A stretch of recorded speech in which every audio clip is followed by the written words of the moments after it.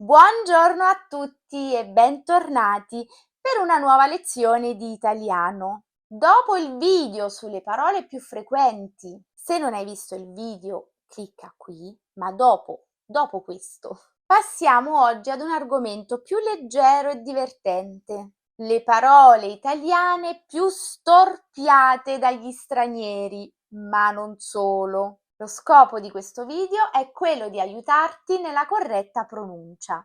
In particolare in questa lezione vedremo digrammi e trigrammi, ovvero 2 o 3 lettere che quando sono insieme hanno un suono solo. Vediamo allora quali sono le parole più storpiate di sempre. Al primo posto troviamo famiglia. La difficoltà è nella pronuncia del suono GL. Questa parola viene spesso allora pronunciata famiglia o famiglia, detto tra noi. A volte anche noi italiani non scandiamo bene il suono GL e sono sicura che qualcuno potrebbe dire che io ne sono un esempio. 2. Chiacchierare. Chiacchierare è sinonimo di parlare, ma in un senso più leggero. Chiacchierare del più e del meno durante un momento di piacere. La difficoltà in questo caso è nel suono K di chiacchierare, perché è scritto con C e H. Queste due lettere, quando sono insieme, in alcune lingue vengono pronunciate C e in altre lingue, per esempio il francese, vengono pronunciate sh. E da qui la difficoltà di pronunciare bene chiacchierare. Stesso discorso vale per bicchiere, bicchiere. Passiamo a qualche parola che rappresenta il cibo, onnipresente nella cultura italiana. Bruschetta. In questo caso abbiamo il suono sk, bruschetta. Inoltre c'è una doppia T, una doppia consonante non sempre facile per uno straniero da far sentire. Bruschetta, bruschetta. Sempre della serie cibo abbiamo gnocchi. Qui sono presenti due difficoltà, quella che abbiamo appena visto, il CH pronunciato C, e il digramma GN pronunciato gn. Questo digramma GN, quando è seguito da vocali, non ha mai un suono duro, come per esempio viene pronunciato dagli anglofoni gn, ma avrà sempre un suono, diciamo, dolce e quindi sarà sempre pronunciato gn.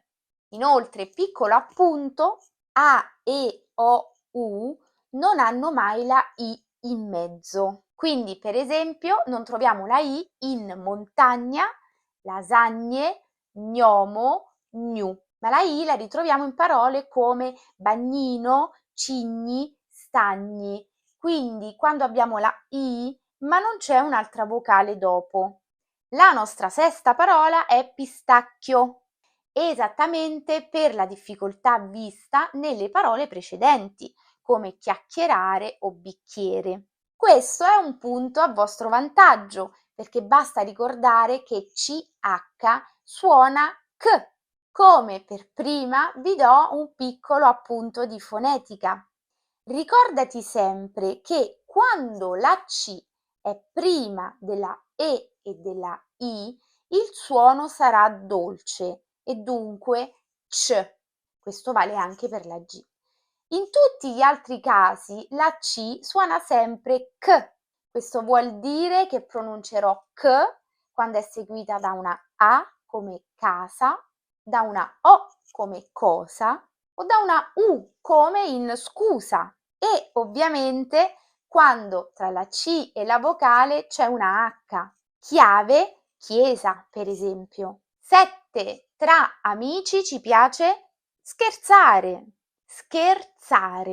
In questo caso, oltre ad avere la S, la C e la H, la difficoltà può essere data anche dalla pronuncia della Z, che in questo caso suona Z e non Z. Quindi la pronuncia corretta è scherzare, scherzare. Siamo in estate, almeno per quanto riguarda il resto dell'Europa, tranne che in Bretagna. E cosa troviamo sulla spiaggia? Le conchiglie.